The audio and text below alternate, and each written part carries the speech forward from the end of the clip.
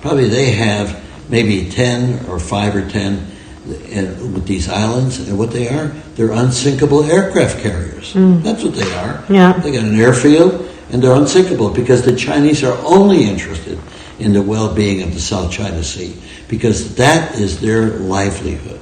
The shipping lanes that the South China Sea. And so what we would do is, if we were at war, and they know this strategically, that the Straits of Malacca would be cut off to the Chinese. Singapore is an ally of the United States, so that would be a problem. So the Chinese don't want any war. What they want to do is make products and use their industry to bring the people up economically in the world, the way they did. And this is an awesome statistic. China, in 3 decades, has raised 500 million people from poverty to middle class. Now, there's never been an experience like that anywhere else in civilization. And so you begin to wonder, are they such bad? They're interested in enriching the quality of life of their people. What's wrong with that?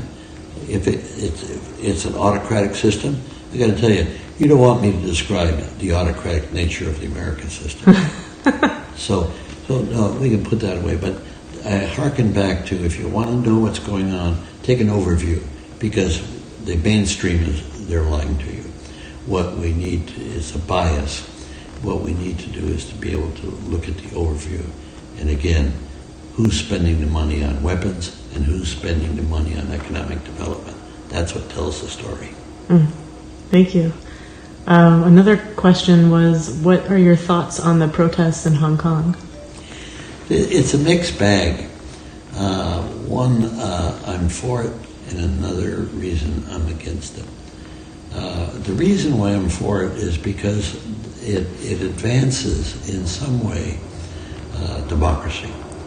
Now, democracy is very imperfect in the world, and that's the reason why I'm against it in many respects, because you assume that the right to vote is democracy. That's not democracy, because the right to vote now is oppressed in the United States, and it would be oppressed over there even if they had a democracy. The democracies don't work in the world today. What you can vote, well, so what? You vote. Why is it that the tyrants get back in office so easily when people have the right to vote? So selling democracy that you're going to have the right to vote. No, I come at it from a very personal way. I believe that the people should have the right to make laws in partnership with the monopoly held by representative government. Because the people are not stupid. They can sense what's going on. And so whenever I see a protest, like the one I see in Hong Kong or in the United States, it's just an admission that democracy doesn't work. Or the type of democracy doesn't work, because people have to protest. The only time it works is for the second when you go into a polling booth and you throw a switch. Right when you do that, you got power. After you've done that, then you got to beg, borrow, and whatever, suck up to the people that got elected, and you don't get another chance to exercise your power for 2, 4, 6 years. That's my take on it. So I'm glad in a sense they're protesting, because, but if they go to extremes, then all of that will cause oppression, and that's not the solution. If you're going to protest, and then just be very, very careful how you do it. But Xi Jinping doesn't want to send troops into Hong Kong, but they're trying to box him in. It's a little bit Tiananmen Square. Most Americans think that thousands of people were killed in Tiananmen Square. The record indicates, by objective analysis, several hundred. And Tiananmen Square, most people, this were students. And I remember so vividly when the premier came down to talk to the students and offer them compromises. Oh, God, there's my dog. Little Ginger. Ginger. Well, what happened in Tiananmen Square, most people forget that 10 years before that, you had the Cultural Revolution, where several million people were killed, and they were trying to bring back China to the Stone Age by taking university professors and making them work on farms. So now you take Chen Xiaoping, who was abused, physically abused, and a relative killed in the Cultural Revolution, and now he's the head of China, and you got these kids that are protesting, and this one scene that I recall so well, when the premier was caving into a bunch of issues, and this sophomoric young man said, "That's not enough. They want to run the country." Well, the adult Chinese at that time had an experience of the sophomores running the country, and that was the Cultural Revolution. And so the leadership, anybody in leadership knows that if you got to take recourse to violence, fine. If you're in an apartheid country and you use violence, I can understand that. But if you're in a place like Hong Kong, where it's culturally and economically superior to most places on earth, then you got to be careful how you're handling yourself. And there's no question that that law that they were proposing to be able to take people back to China for prosecution, I agree that law should be. And so once that protest was done and succeeded, now what are the protests doing now? I have a hard time understanding how they want to separate totally from China when China is on a rise.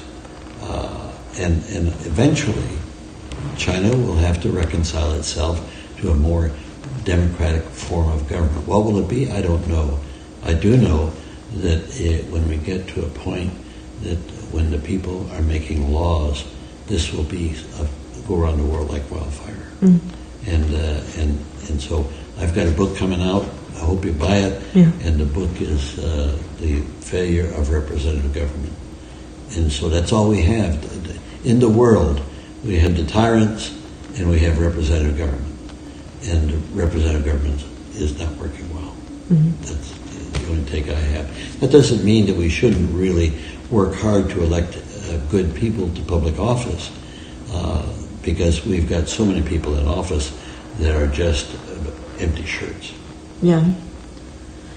Well, why did you first get into politics? Why did you leave behind private business? I was 15 years old. I was working as a soda jerk, and I'm dyslexic, so I don't read very well, and so I had problems in school. But I was charming enough that the nuns in the 8th grade gave me a medal for being the most charming guy. So I couldn't read very well, but so I was working as a soda jerk, and a local politician from Boston, I was in Massachusetts, came in and asked if I would help pass out brochures. And so he left me a stack. And I took my task. I was a serious person as a young person, as an adult. And so I passed out these things very assiduously. Now, a lot of people take these, the guy's gone, throw it in a sewer, and that's the end of the story. And so, no, this guy comes back a month later, and he had a sense of what was going on in the constituency, and I had passed out every bit of literature he gave me. So when he turned around, he said, "Would you help me some more?" And I said, "Yes."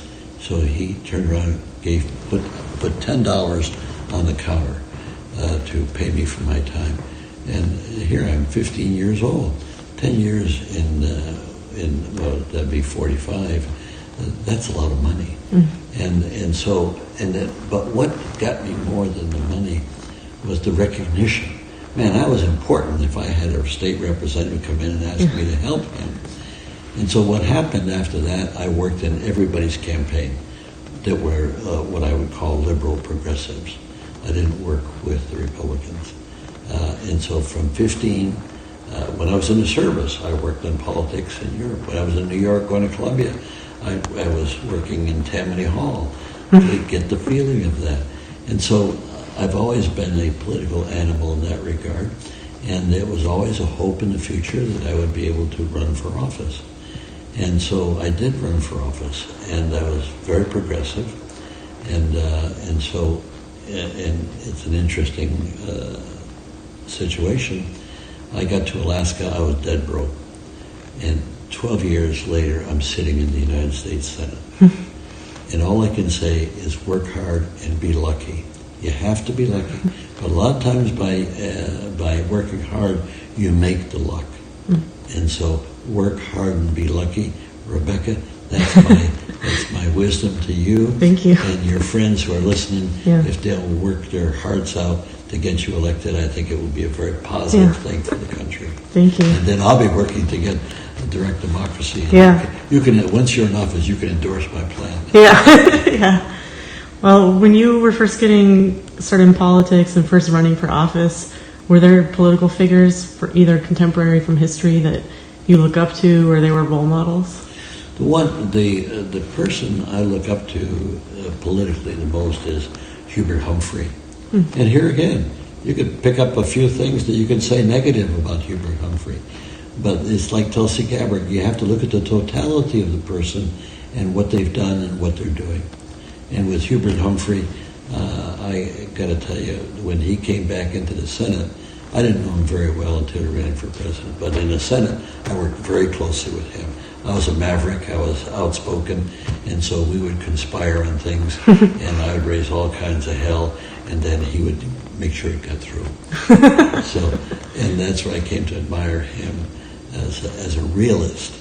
And that's one of the things I was saying with respect to Tulsi and Bernie and Warren, is that you got to be realist. Here, Warren turned around and supported Hillary. Bernie was her neighbor. She knew Bernie. She knew his record. But why did she support Hillary, who was a flawed candidate? And her response to that is a legitimate response. She wanted to have influence. Okay, I can understand that. Mm-hmm. But by the same token, it's taking the measure of the person. Tulsi resigned from a position with the DNC and endorsed Bernie. Now, make a comparison.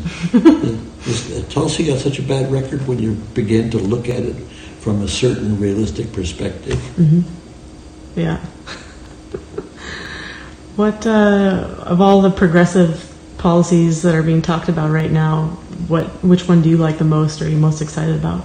Well, it's not. The problem is it's not being talked about. It's the whole nuclear policy. You'll see in my book here, we would not be alive today if it weren't for a person by the name of Vasily Arkhipov, a Russian naval officer who was able to. I don't know if anybody's seen the movie Crimson Tide. Mm-hmm. Well, that was a takeoff on the actual event of Vasily Arkhipov, where he was able